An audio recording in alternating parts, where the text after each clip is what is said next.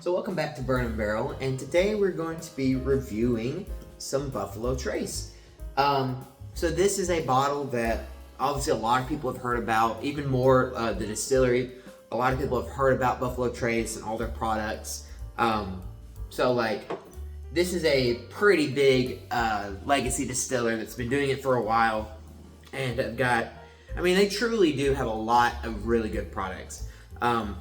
My only big gripe with the actual distillery themselves is a lot of people, as you know, a lot of their products and a lot of people find their products to be a little overhyped, overpriced, and partly that's not their fault. Buffalo Trace, obviously they price them at MSRP, and they're trying to be a business, but at the same time, they know what's going on with the hype of these bottles and some of the artificial hype they may do, or the people and community do. And I just want to settle it for me anyway. I personally believe that I think a lot of it. I don't think either side really is helping the situation. Obviously, I think the community is overhyping it. I don't think Buffalo Trace is really stopping them either. I think so. They're kind of just both in this weird loop of as long as the other keeps doing it, they'll keep doing it. This dance of overhyping these bottles drives up the prices, meaning the hype gets more, and then there's more prices, and then it just kind of goes back and forth. So, but I will say that despite that, if you just look at their body of products as a whole, without accounting for the hype, if you just look at their price, MSRP, to what the juice is, I say that Buffalo Trace is a fantastic distillery. Even with all this hype stuff, I still think they're great. But if you just look at the Weller lineups, especially the ones that I have, like the Special Reserve and the Antique, I haven't gotten a chance to try some of the other ones. Those are really good products, even though they are harder to find. Stag, I have a Stag over here that's really, really good. Blanton's, I've had a Blanton's before. It was good. Even some of the Benchmark, I have 4 Benchmark bottles, I believe. Those are fantastic, and those are cheap. Those are good bottles. Those are not super hard to find. They are just fantastic stuff. I'm trying to think, there's maybe some other ones, but they have just a full lineup, like Eagle Rares. Those are awesome if you can get a really good one. Trying to see if there's anything else I'm missing. And there's a lot more. Obviously the BTAC stuff is just super expensive but it's really good. So anyway, I digress. I just wanted to put that out there, talk about them before we get into this review, just because, this is their kind of baseline products, and I just wanted to talk about them a little bit. But enough about that. Let's get more into this specific bottle, which is the Buffalo Trace just straight bourbon. So obviously with this being a straight bourbon, it's going to be at least 2 years. I don't know if it's more than that. I don't see an age statement on here. But being a straight bourbon, it's got to be at least 2. So other than that, I'm not fully sure, but I do know that it is 90 proof. So we've got a 90 proof, at least 2-year-old product from Kentucky, from Buffalo Trace. I don't remember which mash bill, because if you kept up with Buffalo Trace, they have smash bills, and they're labeled A, B, and C, or whatever. I don't know which one this is or how many there are. I need to do some research on it, but you can look it up of how many mash bills Buffalo Trace has. And like I said, I can't remember off the top of my head, but it's at least 3, I believe. I think there's a few of them spread around their whole products, and I don't know which one this one is, but obviously Buffalo Trace is in Frankfort, Kentucky. And so if you look on the bottle here, there's a lot of stuff about their history, just kind of their story, and just why it's called Buffalo Trace, and just a lot of things like that. And it's really cool. I'm not going to read all of it, because if you ever get this bottle, or if you want to maybe pause the video, if you can read that, be my guest, because I think it could be interesting. I may read it later while I'm sipping on the rest of this, but yeah. So anyway, this is their baseline stuff. This is as base of the base, besides their Benchmark as you can get. So I think this is a good starting point. I would say a lot of people can find this across the country. I know in my area it's kind of hard to, it's more allocated, but I know for a lot of places in the country it's, just common. So it just depends on where you're at. But for me anyways, it's just a little harder to find. But I did get my hands on this, I think, yesterday. So I just got on this yesterday, so I wanted to just go ahead and record this review. I've had a sip of this before. Obviously, it's one of those bottles that I recommend anybody to try just because it is Buffalo Trace, and it's a good just introduction bottle for bourbon. But I tried it a long time ago.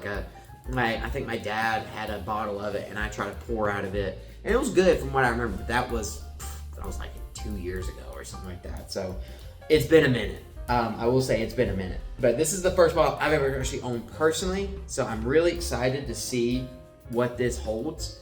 And yeah, so let's just go ahead and get right into the review after yapping this whole time.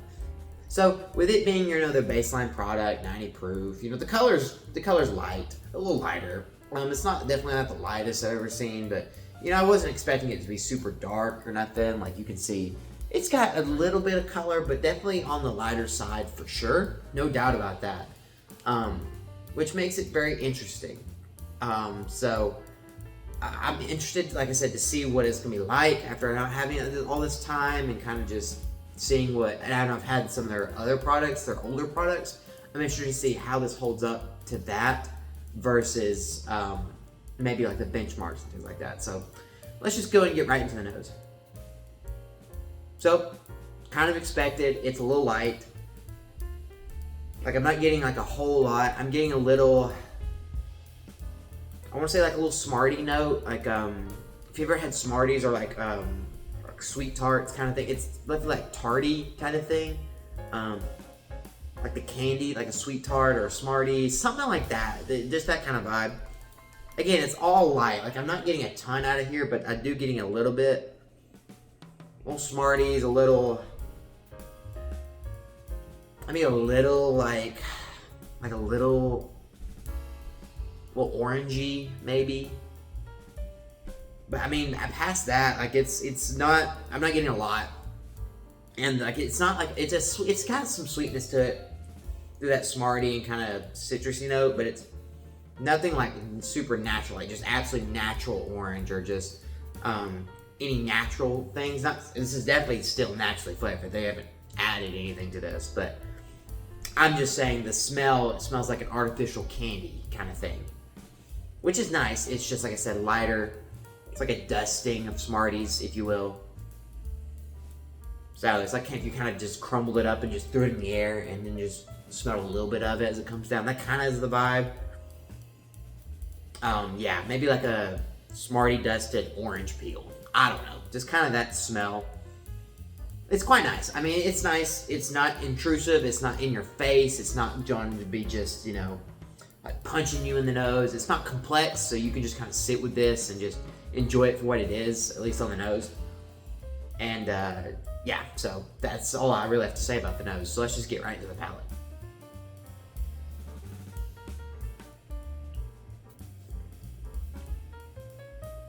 Yeah, it's there. Like I said, this is not something that I'm just gonna be like, wow, I can't believe how good this is. It's not bad. Like, it's definitely good, but is it just something above average? No, this is like your standard average bourbon. This is like perfectly the definition of an average bourbon, in my opinion. We got a little sweetness, like I said, a little Smartie in there. Got a little oak in there too. A slight bit astringent, but like not bad. Like it's got just like a little bit of that like citrusy a little bit too, but like I said, it's just kind of like that artificially Smartie type thing, a little orangey. And then you got like a little oak on the back end going to the finish. Like there's nothing bad about this. The only bad thing I would say is just because it's kind of lighter and like I said, it gets a slight bit astringent on the back end. But other than that, like you just can't complain. Like it's I think I got this bottle for $29. So obviously you're not breaking the bank with this, and it's not like you're spending, 50, 60 plus on a bottle that's just mid. Like it can be, this bottle can be mid and it'd be perfectly okay because it's a $29 bottle. Like, if this was a $29 bottle and it sucked, like if it was like a 2 or 1, then honestly, yeah. But no, if it's like pouring out, I won't spend any money. But, you know, for it not being super expensive, this is perfectly fine. Like I said, yeah, the notes are light. Like, you get all those on the front of the palate, and it transitions to a little bit of that, a little astringent oak. There's not a lot there, and then it just kind of just goes away. And it's not gonna linger. It's not gonna just like sour or get bitter. Like I said, it gets a slight bit astringent, but then it just kind of just goes away. It just kind of dissipates.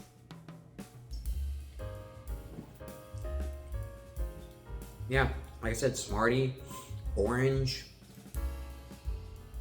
Then there comes the oak, a little astringent. Now it's gone. It's exactly how it is.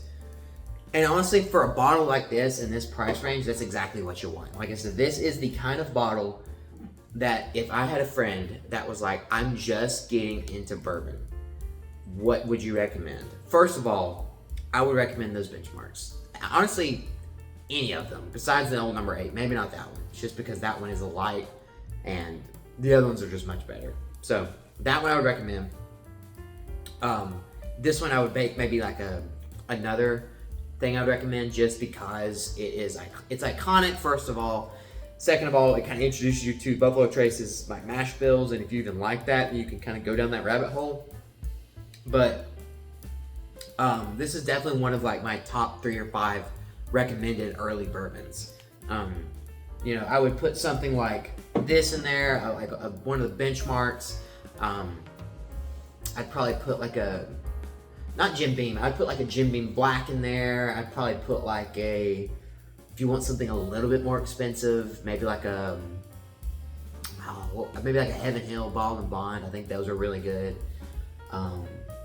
If you wanted to get it a little more expensive, maybe like a Rare Breed, or maybe like a Cooper's Craft, which is I think around $50.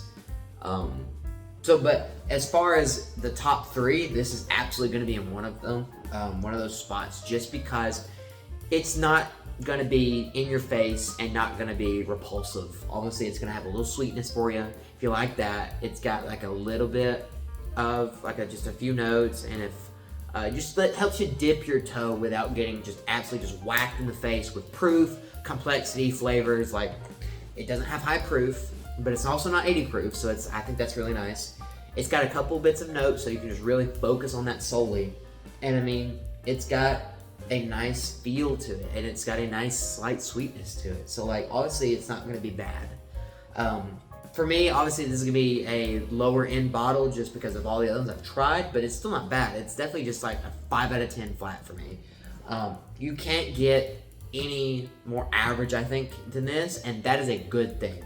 I don't say that to be mean or bad. I just say this is the perfect bottle to start somebody out on their journey with. I'd say one of the top 3, just because of how approachable it is. It's approachable in terms of flavor, price, proof, all of it. Like, it just kind of meets that good crossroads of all those things together, and it just makes a really good starter product. So if you have anybody that wants to get into bourbon or was interested in it, and you can get them this, I think this would be a great starting point and allow them to kind of see what they like, what they don't like about it. And if they like that sweetness, obviously you can try some other things in the Buffalo Trace lineup or branch them out to other distilleries. And if they don't like that, if even this is still too sweet, maybe bump them down to a something else, or like a rye, maybe that's not as sweet. There's a lot of things you can go with. I think this is a good starting point for somebody who wants to get to bourbon.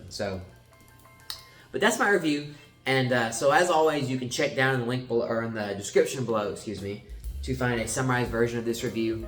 And let me know in the comments down below while you're there, if you've gotten to try this bottle, or if this was maybe even a bottle that you've first tasted as part of your whiskey journey. I mean, I know for me it technically wasn't, but sorry, there's a bug. It's getting the heck out of me. Anyway, so. Let me know down in the comments below if you have tried this bottle to start out your journey with, or what other bottles you've tried. So just let me know. But as you'll see on the screen here, there's a couple videos you can go check out as some other reviews that I've done. So be sure to go check those out, and some other reviews that I've done on this channel as well. So, I hope you guys have a fantastic day. I'll see you next time here on Bird and Barrel.